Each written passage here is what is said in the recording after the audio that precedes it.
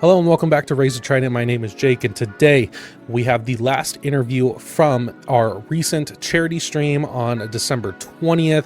This one is with Charles Hamaker from Circling Seattle Sports. If you don't know Charles, you've probably seen Circling Seattle Sports on most platforms. He has managed to cover just about every professional sports team in the Seattle area, and he does it really well. So we want to talk all about how he created Circling Seattle Sports, his kind of journey there, and some of the stories he has, especially around the Mariners specifically. So it's a really good chat.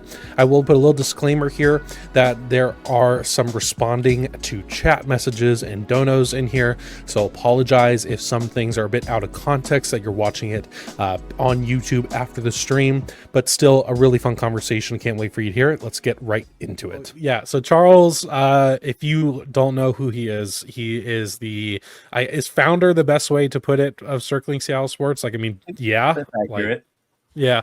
So founder, main person behind Circling Seattle Sports.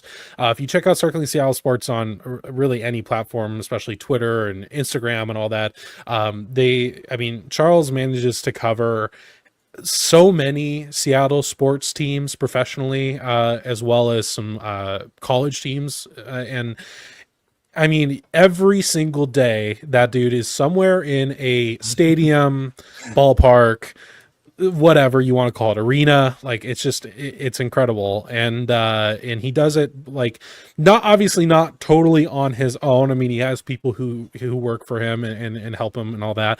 But Charles really leads by example for being able to cover as many sports teams as he can in the Seattle area.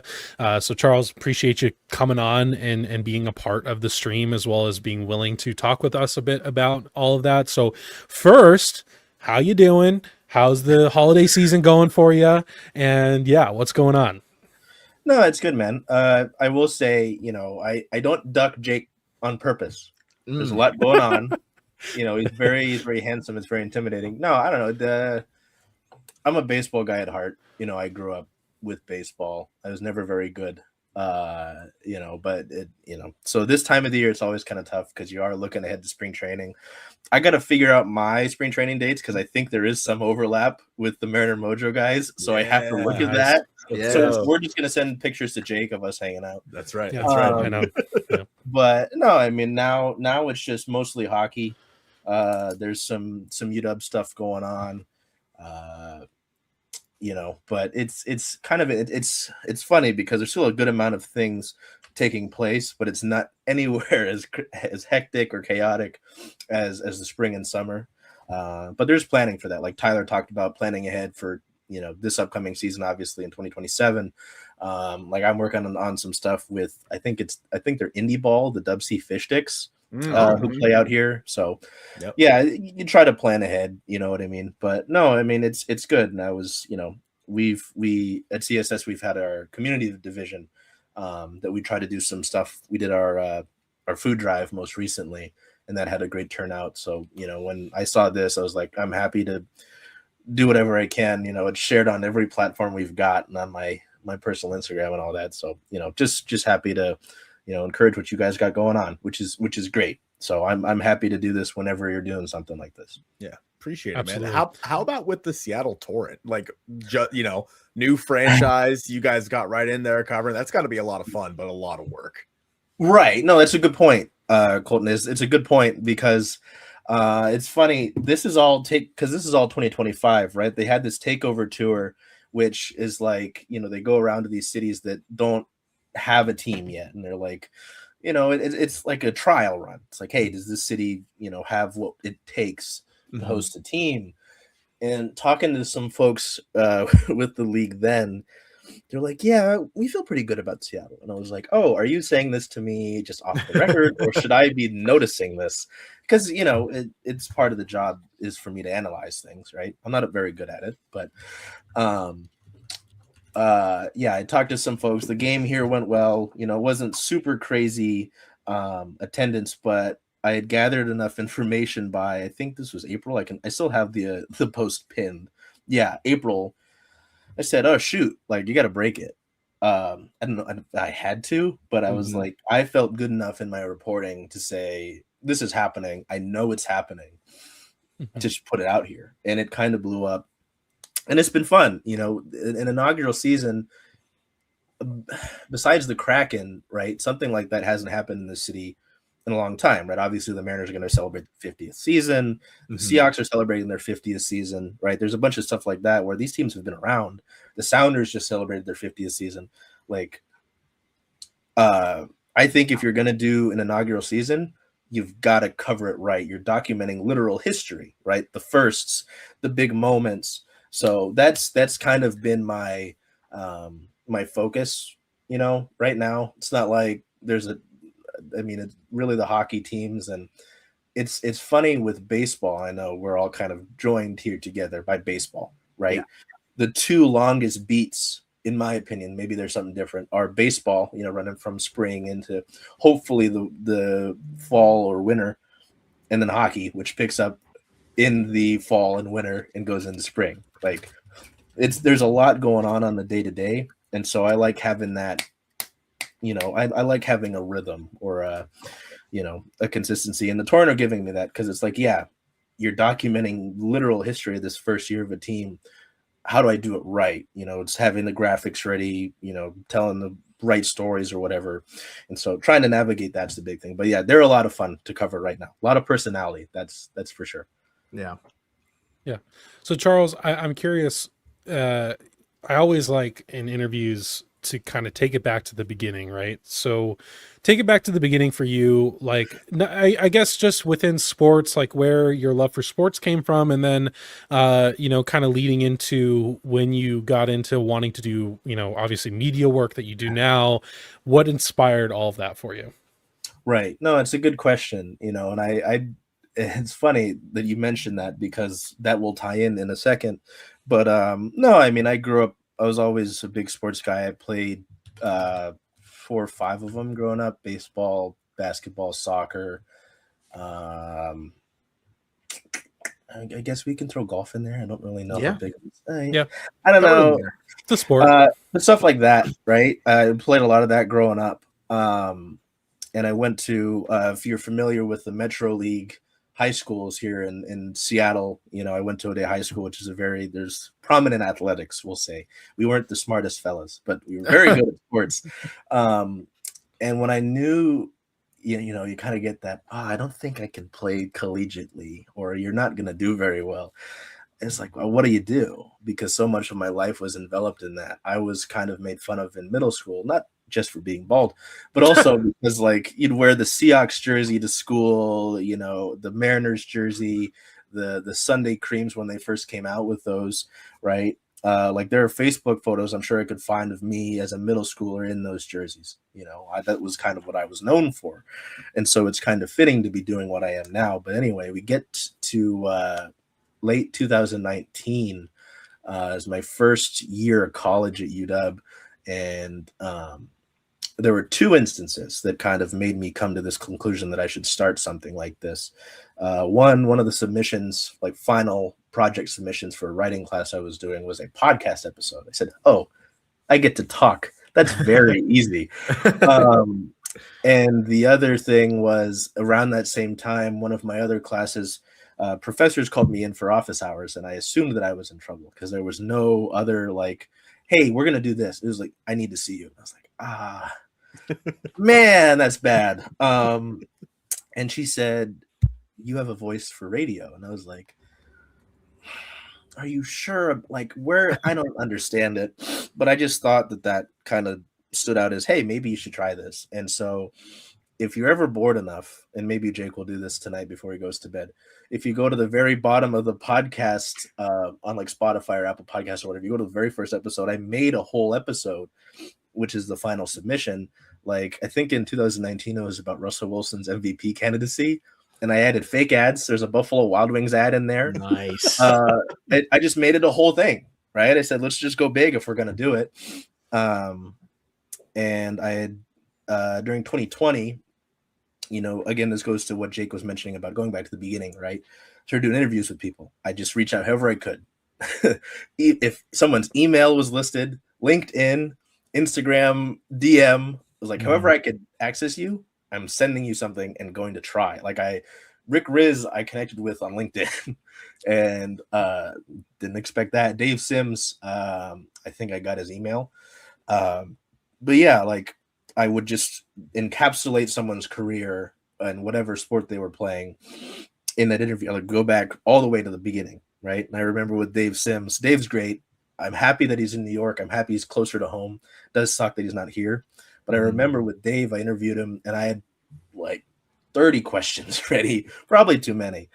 And he was like, you have 30 minutes. And I was like, oh, okay. Yes, sir. Yes, sir. And, you know, I condensed the best ones, but then the 30 minutes hit and he's still talking and he's not telling me we have to go or anything. We ended up talking for an hour. I was like, oh, I'm sorry, Mr. Sims. I'm like sitting there crying. I'm like, I'm sorry. I don't want to.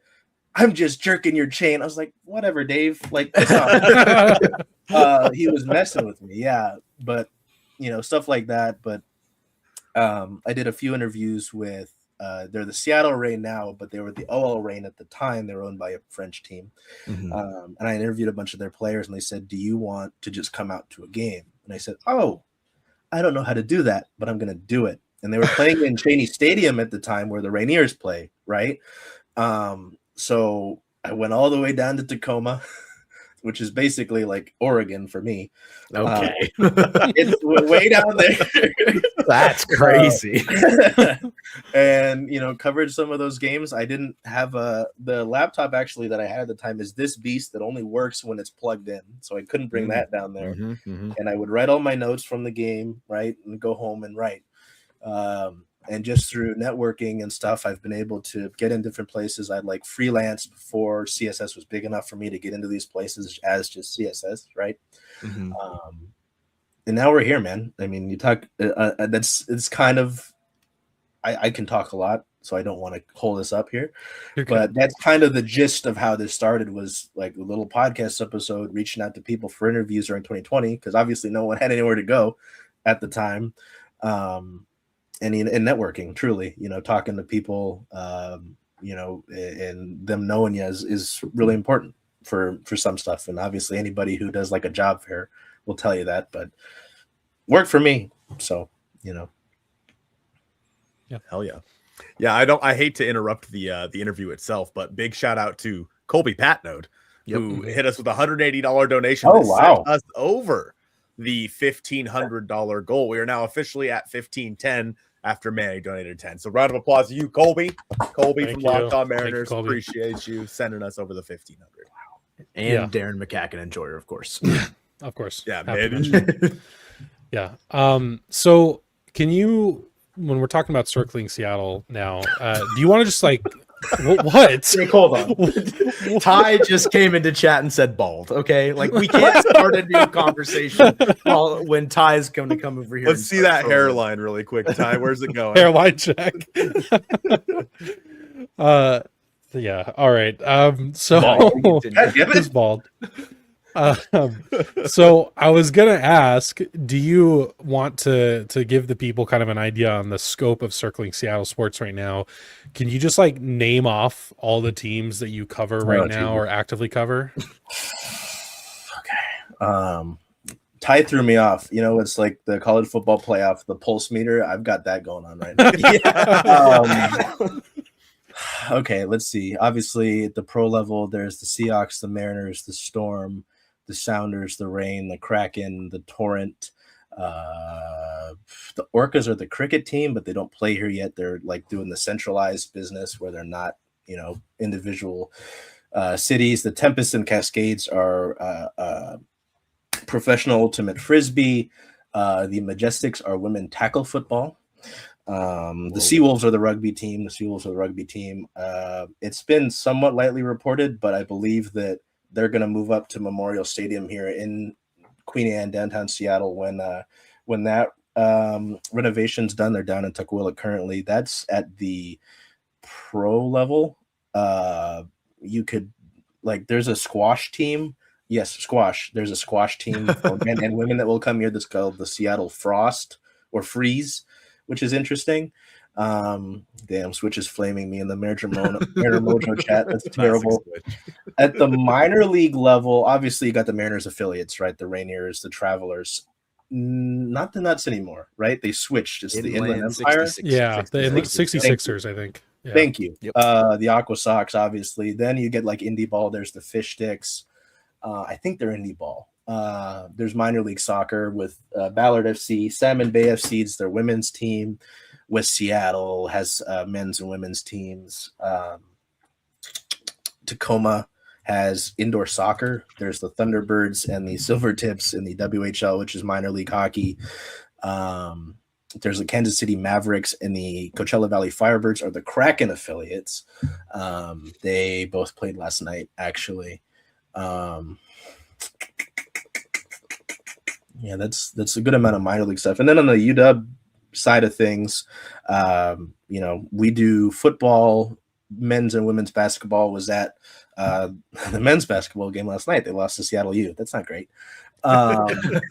Men's and women's soccer. Men's soccer obviously just won a natty, which is nice. Softball, baseball. Coach Eddie Smith and the UW baseball team are great. They've treated me really well.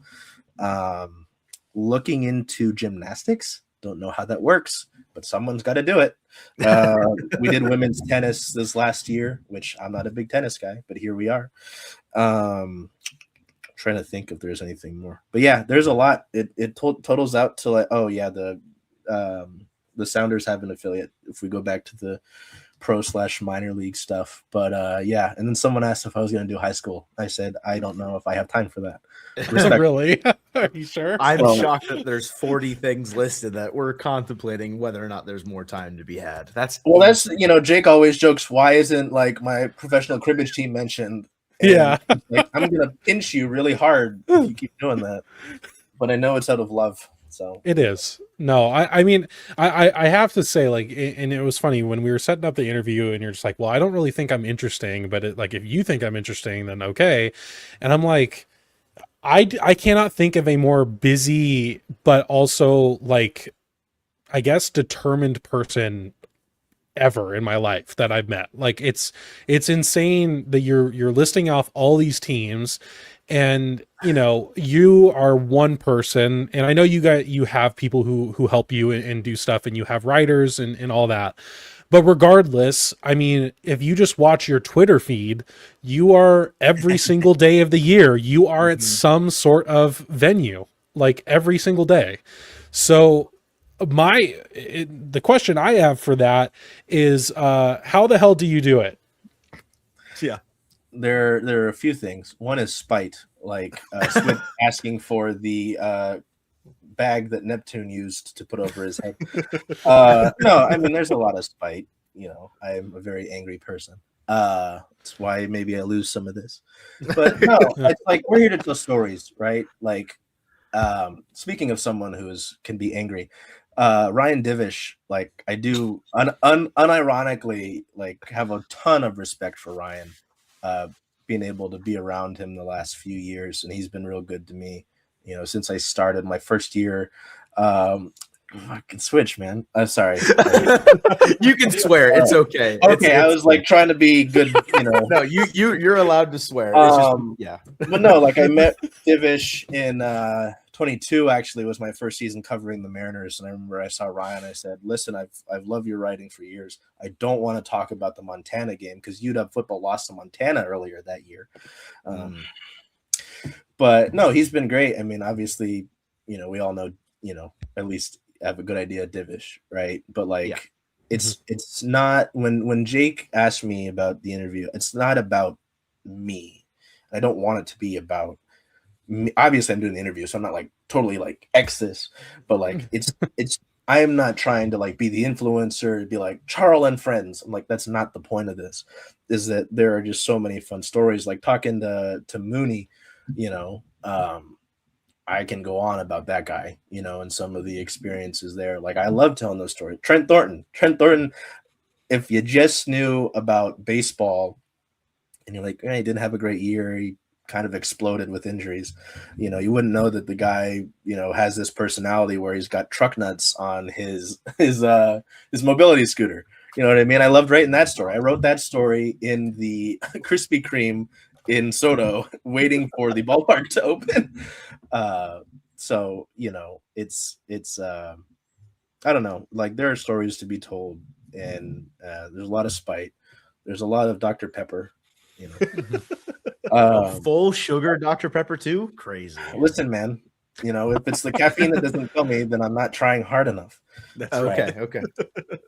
I don't know. It's just there. Yeah, there's just you fall in love with storytelling in sports, right? Because there was the thing Joel Klatt said the other day about Cinderella's not mattering. I was like, that's stupid.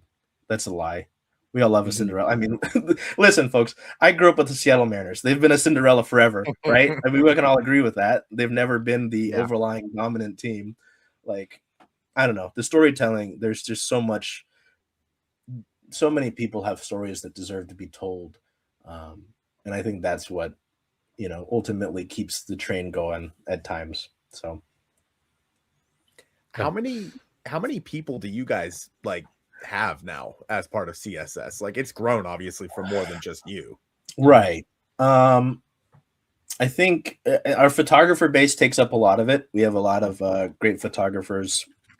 I know Jake's, you know, been really supportive of guys like Rio. Rio is a guy who's at SPU, Seattle Pacific University, and he got a job, you know, through our work, kind of giving him a platform. Is out in Utah now. Like, good luck with Utah, but you know, would work out there. I think it's around 30 at this point. Again, most of that's the photographer base. You know, we've been able to help a lot, I enjoy that because like Liv Lyons is our lead photographer, right? Her and I started working that 22 season when they went to the playoffs for that first time, and technically second time in my adult life. I don't mean to hurt anybody with that, but I was like a few months old in 2001. Yeah. And you know, Liv had only done concert and I think landscape photography, and then did baseball with me that season. And since then, she's worked for MLB during the All-Star Week here, the NHL. She's the photo editor with the Kraken. Colton mentioned the Torrent. She's the team photographer for the Torrent. Worked with the WNBA, NBA. Like that's another, you know, I go back to talking about it not being about me, is uplifting our folks, right? You know, we've had a ton of people who have gone on. We had Sage, who was a photographer. She was with us for a few months. We were able to get her a position with the Minnesota Twins at first, and then the Chicago White Sox. Wish those teams did better for her, but there's still jobs. You know, it's you know, stuff like that's what I really appreciate. And we've got some great folks who I talk about telling the stories. The imagery is so big, right? We'll get photos from a game and maybe it's not anything too spectacular. It could be Ty France's butt is in the way of the photo well, and now I can't see first base. But then there's others where it's like, this photo is so good that it makes me want to write a feature, you know? So I think that's what, in talking about our team, is just so great. I think you guys have interacted with Jeffrey Nooney. Yeah. Yep. Jeff's awesome. Know, it's been great bringing folks along because he was with, I think it was Soto Mojo. Yep. That's where I know him from, because me, Colby, Ty, and Jeff all wrote for Soto Mojo. Oh, I didn't know that about you guys too. Okay, yeah, there you go. So we all started there, and then Colby and Ty were like the site experts, and then Jeff and I came on. And then, yeah, so that's kind of how we all know each other. Didn't know that. There you go. Learned something today. Yeah, no, just bring on some great people, you know, to tell stories, you know. Ideally at some point we'd be like Seattle's ESPN, but we're still working on that. Need more Dr. Pepper. I don't know if you guys have seen the dono war between Ty and Colby going on in something chat. going on over here, yeah. Like, so Colby with the 180, then Ty donated 181 and said, I care more about charity than Colby. Right? Colby went on to donate 5, so then Ty donated 6. Colby just donated $6.02. So we're at $1,708. So. And 2 cents. And 2 cents. That's and crazy. 2 cents. Yeah. The real question is, on the back end, are they covering the fees? Ooh, there's an interesting question. Ooh, like that one we of don't them is, get one of them's not. Yeah, maybe. All Really right. go pound for pound. disapprove of that. Covering the fees right now. So Charles, to talk about I have a feeling that if I were to ask you what your favorite team is to cover, it would probably be the Mariners. Is that correct? Yeah. Okay. So can you, and I know you've tweeted also before that like the ballpark feels like your home type and all that, which I totally understand. So can you kind of go into a little bit like some of your time covering the Mariners specifically, maybe some of your favorite moments, whether it's the obvious ones like the walk-offs and the playoffs and all that jazz, or maybe some kind of more personal things that, like, I mean, obviously that you're willing to share, of course, that have occurred with the Mariners. Yeah, no, I got oh God. I'm watching this war going on in the corner of my eye. No, yeah, I've got a ton of that. I was thinking about it actually once you asked me. It was like, I think there's a lot you could do with that. Like, first of all, the PR answer is getting to meet some of these folks. Like I got to meet Jake and his family earlier this year. No, that's right. Yeah, this past season. Earlier this year. Yep. You know, crazy thought. I'm getting old, guys. 24 years of age. Okay. Okay. But no, that's really cool to meet these different folks, right? And even like got to meet Switch. Got to meet Switch, and who was going by at the time, but Alex Mayer. I was like, Alex, look, it's Switch. Oh, are you serious? And I was like, I'm not fucking kidding here. Like what I love. Yeah, my Switch story is the exact same, pretty much. It was at opening day. We were doing the meet up and whatnot, and I was about to leave to go to my seat, and then I don't know if it was one of you two or whoever was just like, hey, yeah, Colton was just like, hey, by the way, you should meet this guy, and I'm just like, oh, hey, what's your name? And he's just like, Switch. I was like, and I literally, my reaction was, no fucking way. It's like, holy shit, it was crazy. Yeah. So. But no, some of that, just like meeting some of the folks in the community has been really great. You know, I've respected Ty for a long time. I haven't really had interactions with Kobe, unfortunately, but he seems to be. Oh, never mind. Canzo and French popped up in there first. I was going to look out of the corner of my eye and hope to see another one of them make it. It could be under an alias. Now we don't know who's actually. This is true. But like talking with Ty has been great. You know, just seeing this Mariners community, right? There's just so many great people, whether it's just in the fan base, in the content creation side of things, you know what I mean? But stories wise, you know, hearing you guys talk with John about the playoffs, you know what I mean? Mm-hmm. The Jorge Polanco game, I remember just losing my mind very slowly. Just like the 18 inning game. I was sitting there. I remember the 18 inning game. I was in the auxiliary press box, which is just where the ghost of the Hit It Here Cafe is. Because I don't think they still call it that. I don't. They don't. Or, right. I think it's still called that, but the sign is gone. They don't like advertise it that way. Right. And I just remember slowly over time, it felt like my brain was melting. We were getting to that point with the 15 inning game. And I remember, wow, Jordan Levitt. Good. I don't know if you want me to read these, but do your thing. You're fine. Read them. If you want to, you can. Okamoto to Seattle. Hey, we're funding the Mariners free agency. Right. John Stanton. But no, we get to the 14 inning stretch like you guys were talking about with Tyler, and I was just like, oh man, like somebody please do something here. I don't care how it happens.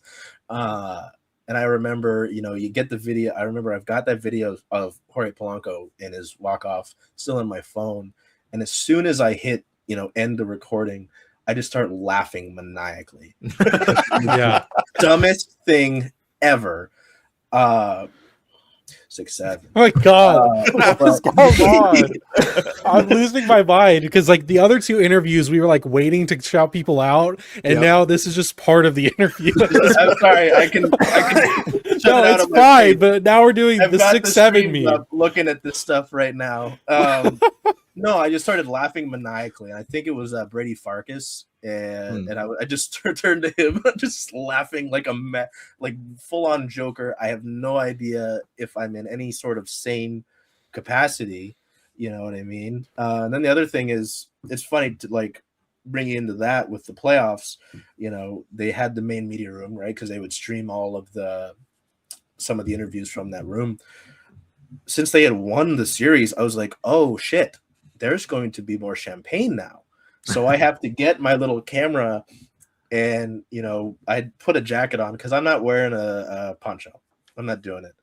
Plus, everything just slides off of this. So it's like, let's go. Been waxed recently. It's gonna slide right. Put some Rain X on it. Well, that was another thing. Is one of my other stories I'll talk about with Mooney is every day he would come into the clubhouse and I'd wait for him, and he'd go, "You look shiny today." And I was like, "Andres, this is a 7-game homestand. You said that every day. It doesn't change." Like, he's such a great guy. But yeah, with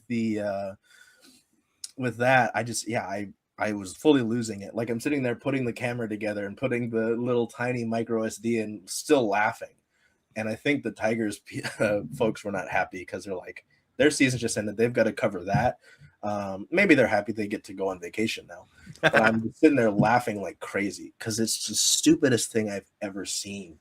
And just hearing a crowd pop. Like, again, Tyler mentioned a crowd pop. Like, you talk about why I do it.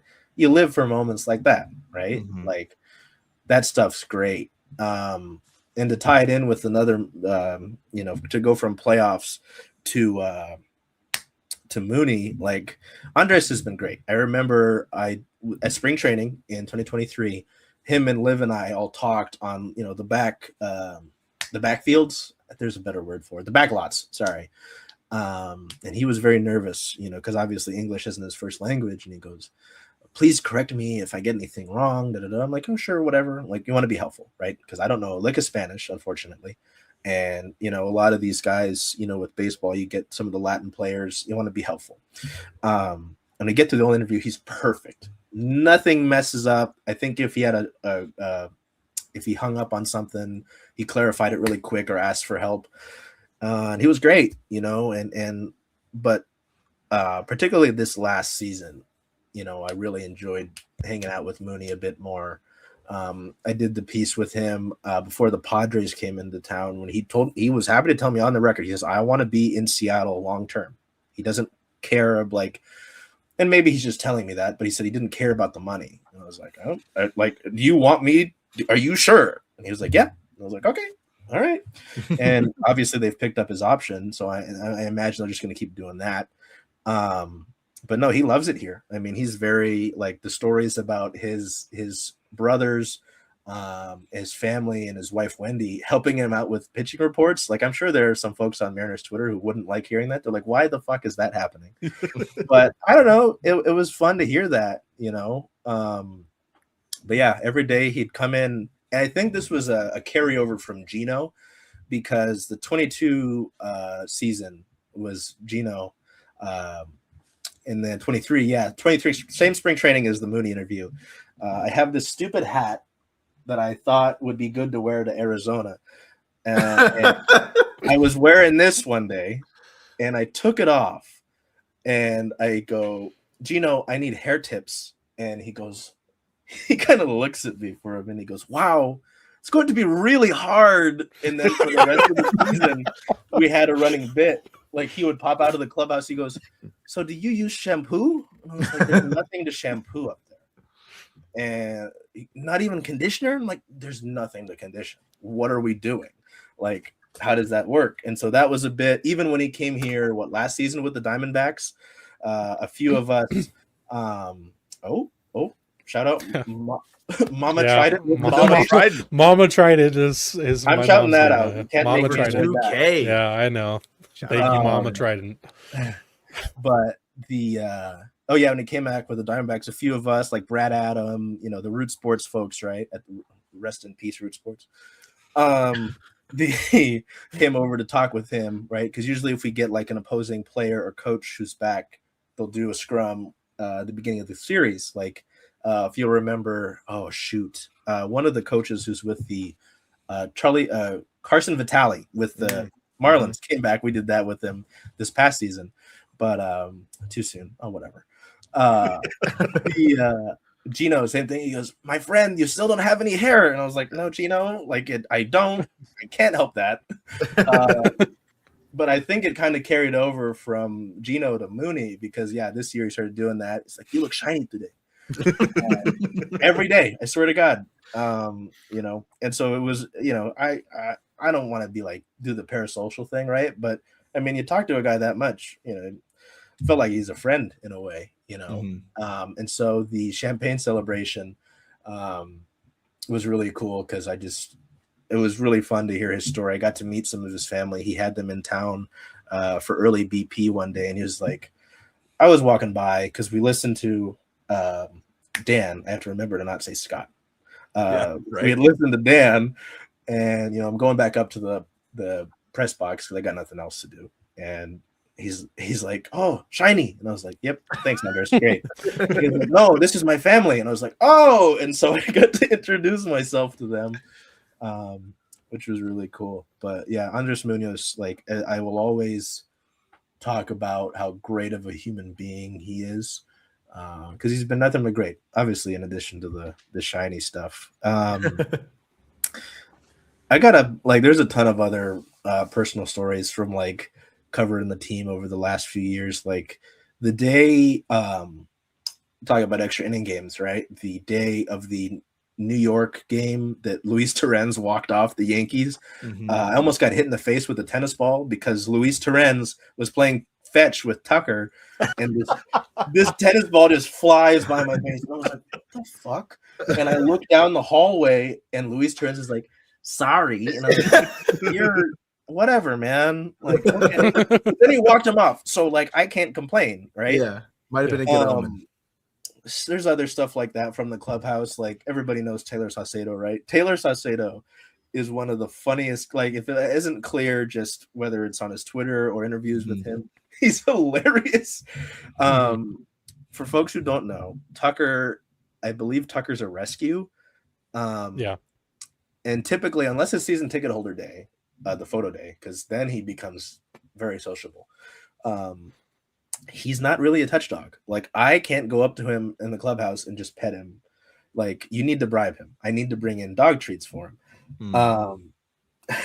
And so Taylor Saucedo, I think it was Bark at the Park night, and so the grounds crew has a dog, and their name is Derby. Derby is a touch dog. And so Sauce comes up the clubhouse ramp one day, because you'll see the videos when they celebrate, right? They're coming up the stairs. He's going up the ramp, and he goes, this dog makes me feel like a bad person, because he, you know, you go to pet Tucker and Tucker runs away. It's like, what? It's a natural, I think that's a natural human feeling. They were also playing Pokemon Go one day, and you just hear, it's very clearly Sauce's voice, right? You don't really get, I don't think he's you're not going to mix it up. No, I just hear, okay, I can swear. Fucking Snorlax. There's so many stories like that. Like, Jen Mueller brought his Rainier's cards in one day, and I guess he didn't like his face. He's like, I look so ugly. And I was like, he's been great. You know, I'm just trying to think of anything else in the moment. But yeah, those guys stick out. Mooney's been great. It was always weird this season with when Rowdy Tellez was gone. They did keep Gino's old locker open. I was like, no one's in there. Like, why are we keeping this open? You know, and so that's been that was funny to make sure that was there. Trent Thornton riding through with his mobility scooter and the truck nuts. Like, I you know, Trent's been around, but it felt like this year he really was like maybe more himself. You know what I mean? Just, it's, I don't know. I've been fortunate since, you know, I've been around this team that they've got a great group of people. You know, Julio's really funny. And even the guys coming up, you know, I'm going to keep with, you know, Latin outfielders. Laz Montez, like, so much personality. Like, selfishly, you want to keep the guy around, you know what I mean? Because you want to see what he becomes. He's huge. Like, when they had the with the minor league awards at the end of the year, right? If you put him in like Mariners workout gear and stuck him in the dugout, I wouldn't think twice. Like, I would think he belongs. Calls everybody Poppy. I'm like, okay, I don't know how I'm supposed to react to that. He's just great, very personable. You know, I just I forgot who it was, but you guys were. Oh, I think it was with mentioning Harry Ford, but talked about like great young men. Like, they do a good job at that. They really do. Of like the personalities and everything. You know, all the guys who have come up through the system. there's nobody that maybe I'm just like, I don't really want to talk to this guy. George can be very intense, talking about George Kirby. After a loss, I'm like, hey, I'm not asking you anything. Like, I'm good, depending on how it went, But Logan's great. I remember one of the first things I did when I got Clubhouse access, I went to talk to Logan. And, you're looking up at him like, hello, Mr. River. Because he's just, literal big bird. Luis is great. Like, I remember asking him about, I don't know if it was last season or 2 years ago where he was sticking sunflower seeds. Yeah. Mm-hmm. I was just like, so what were you doing? I don't know. And I'm like, thanks, Luis. Great. Wonderful. Ryan Bliss, excellent human being. That's the point. I don't mean to ramble. But yeah, they've got a lot of great people to cover, which, it also makes the success they're having so fun, right? Because my job is to tell their story no matter what. They lose, either way. But you're happy when these guys Leo Rivas. I don't know how it took me so long to get to that guy. Like, love that guy, excellent human being. When the walk-off, and then in the playoffs as well. Like, that's also what makes it so painful when they don't do well. Like, you ring on the lower part of the lineup, and I understand that. I do. But it's tough because you want these guys to succeed. But yeah, I'm sure there's more, but that's what sticks out. And it's never really a dull day down in that clubhouse. There's always a lot of personality going on, and it's a lot of fun to cover those guys. Yeah, I spent a month in spring training, the whole month of spring training down in Arizona, and that was kind of my biggest takeaway, right? Is like the people that are down there, all the guys, like they're just having fun, they're having a good time. Laz, like you mentioned, was Poppy. That's what he was saying all the time, and he's dancing, he's playing music, like he's just such a good dude. And then I had my niece and nephew down there for a little while as well. And like Andre stopped and signed for them. They weren't even really paying attention. He just walked up to them, asked them how they were doing and whatnot. So then he signed for them. And then Logan on the last day of spring training was out there signing up and down that line for probably an hour and a half, just every single person. Yeah. And it's like, that's when it comes to like us, all four of us, we're covering this team, we're covering these players, and it makes it so much easier to cover them when they're actually good people, actually enjoyable people. Like, there have been players in the past. Joe might have one of their jerseys behind him. There have been players. Well, listen, that's a Victor Robles jersey. Right. Obviously, it's not a Jared Kelenic jersey. It's a Victor Robles Who's that? jersey. What's a Kelenic? Yeah. What is like that? guys over the past few years maybe haven't been as enjoyable to cover, right? Because it's like they just, and not no hate on Jared. It's just he was an intense dude who, and unfortunately it didn't work out for him. But it's just so nice to have all these guys that are actually fun to talk to. No, that's a good point. Especially with Jared, like, I didn't talk to him a ton. Those was my first few years, and I've had to grow out of my shell over the last few years, right? Mm-hmm. Shell. Jared was always everything intense. Comes back to the baldness. Everything. It does. But Victor, that's a great. Thank you for bringing Victor up.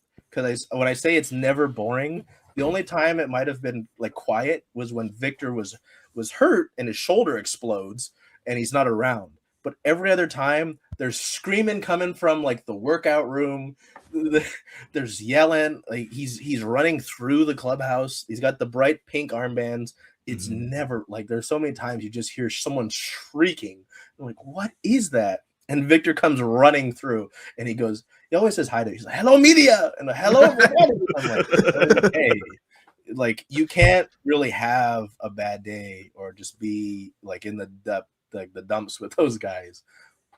It was after one of the sweeps they had at home this past season. Victor comes by the media room post game because I don't think we were talking to him, but he just noticed we were in there, and he comes by with the room.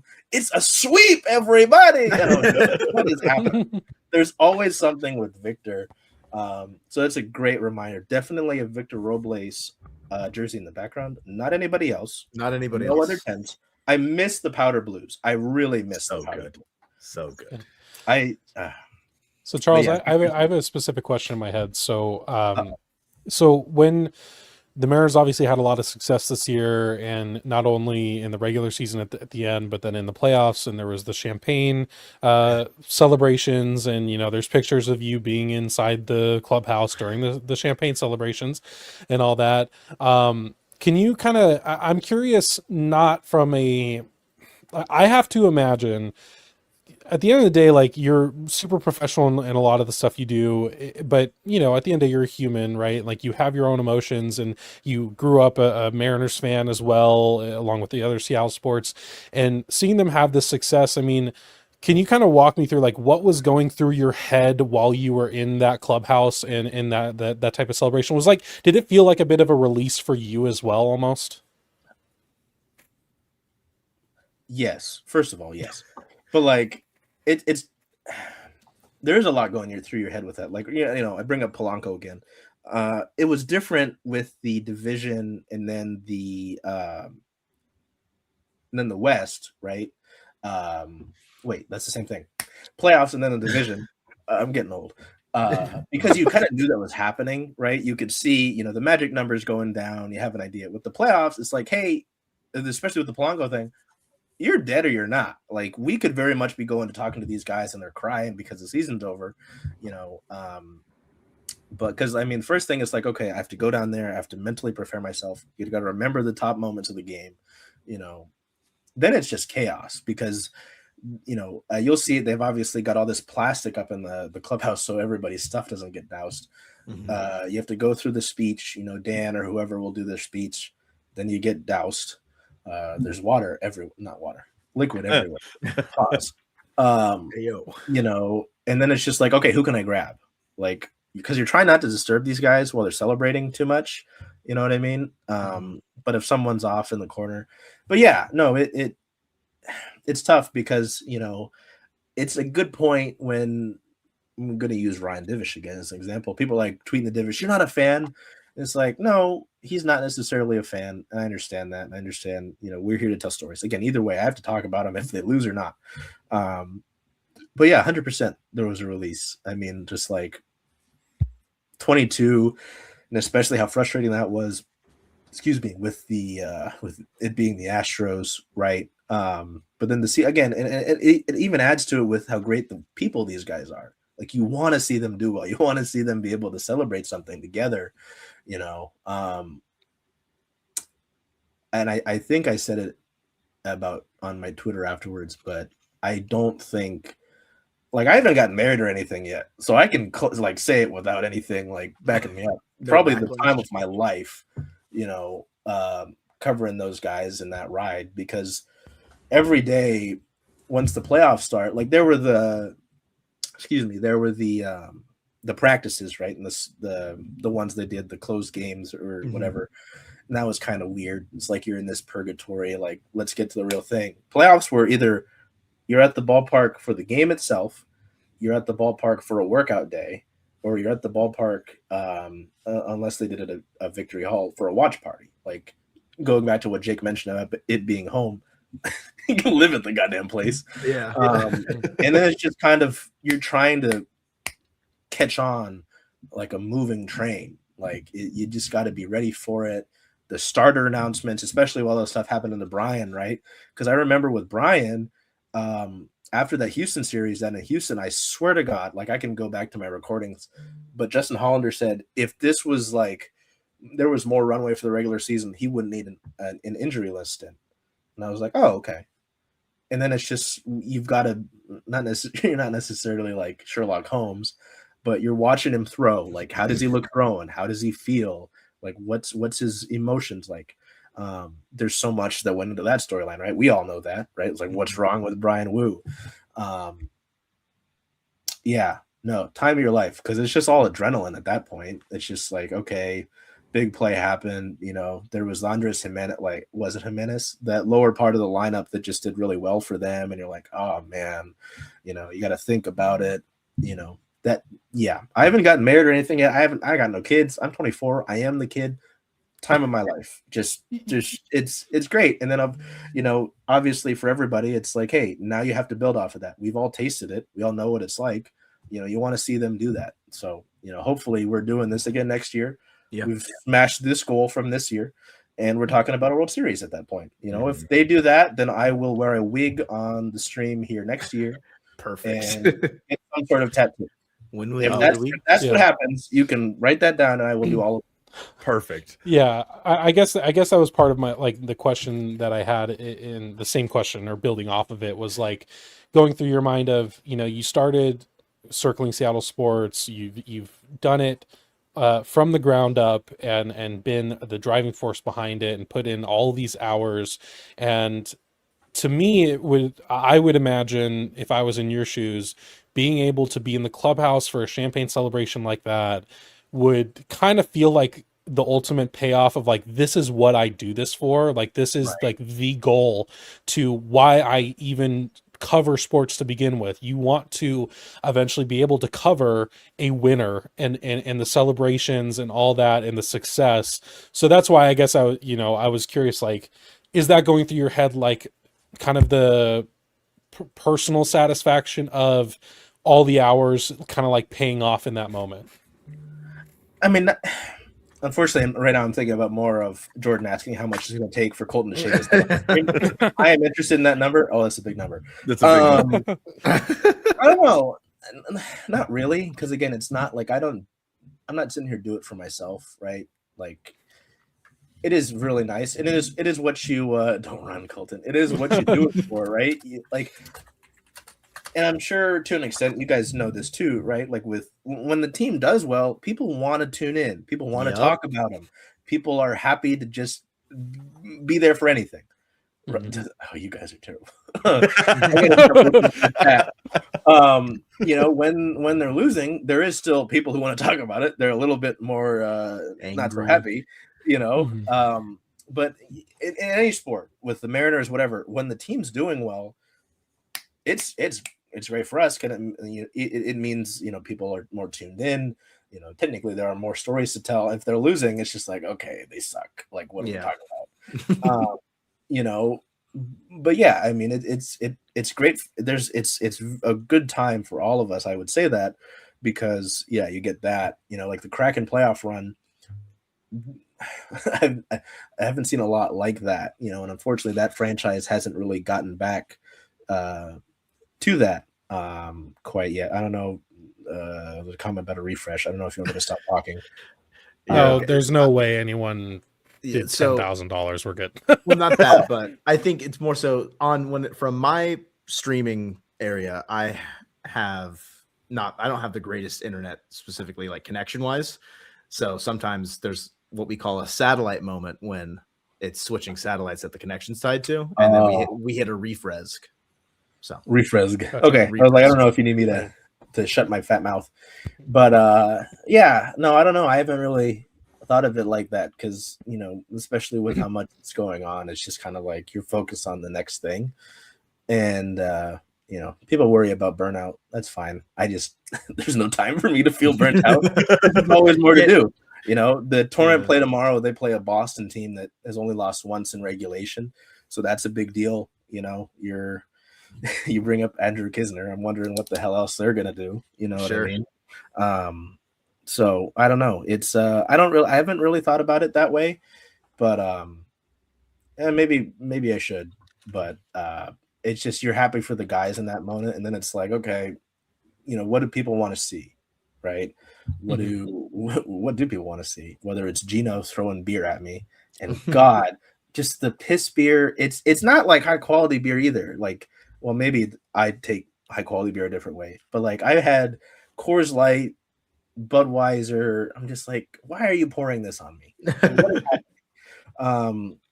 Even after the was it the DS? Yeah, Gino ran by me, goes, I didn't get you this time. I was like, what are you talking about? It's like beer. I was like, please don't pour more things on me. You know, but that's also another thing of why we do it, right? Is these relationships you build throughout the course of a season. 81 games at home? You spend a lot of time there. Like, that's part of our job, is to go and talk to these guys. And it's like, even, you know, I know it's been cool to see what Jake's done. We're gonna glaze Jake right now.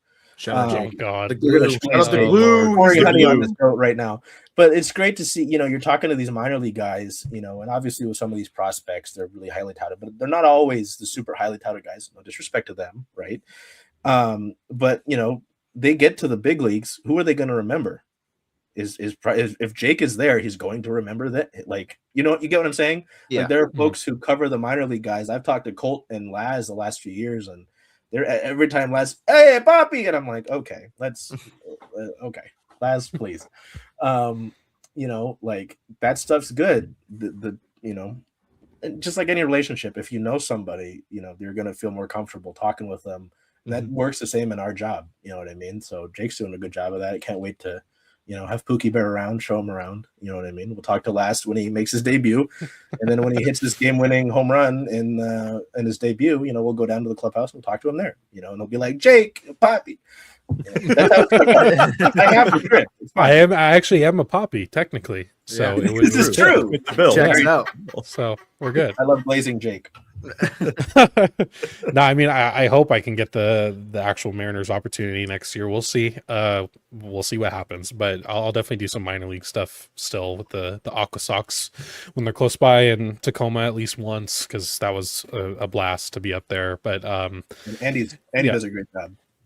Well, I don't want to say yeah, because I have the worst imposter syndrome ever. I think my interviews are terrible, but people like them, so hell yeah, that's cool. But yeah, I had a question for you, but I forgot because I keep looking at Switch's message about we should just call you Shiny from now on.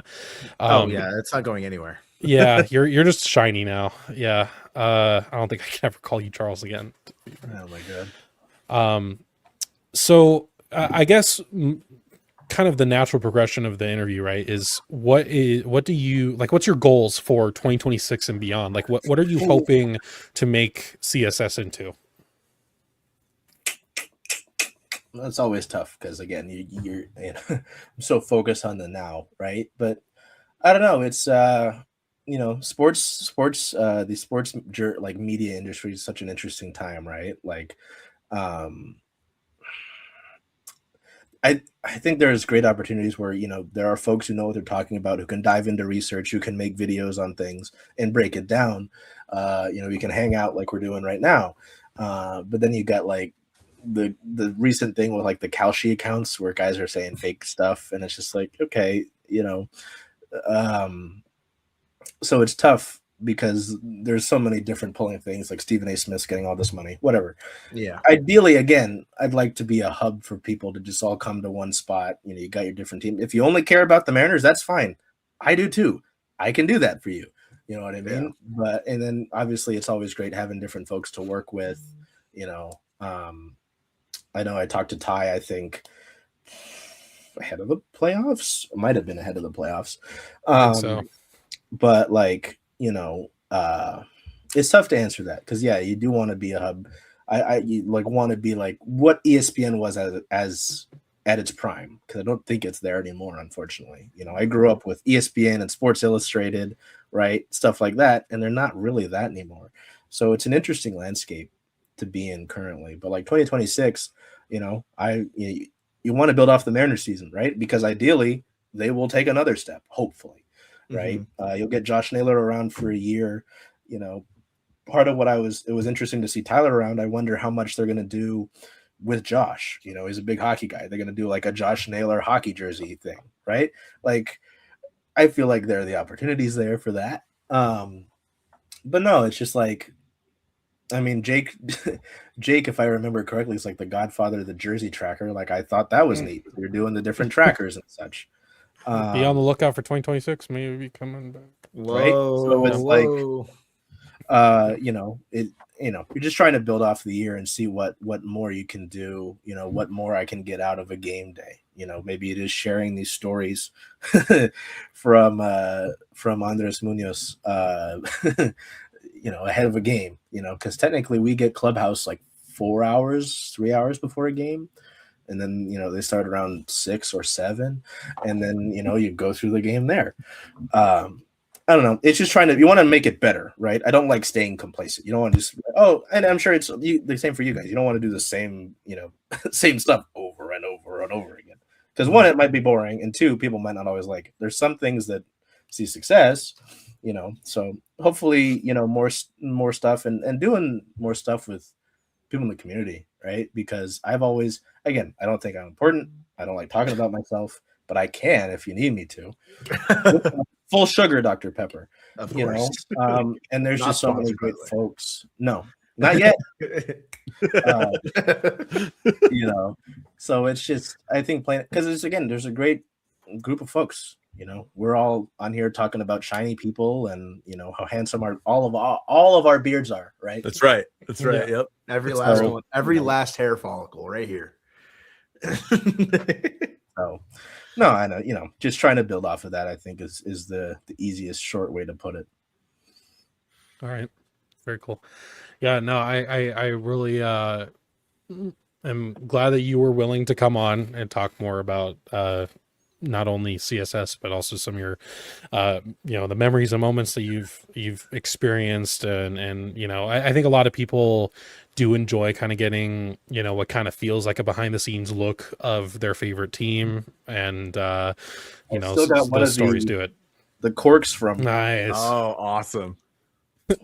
W giveaway item someday. I'm just kidding. I just saw it on the ground and I said, there's nobody looking at me. Like, yoink.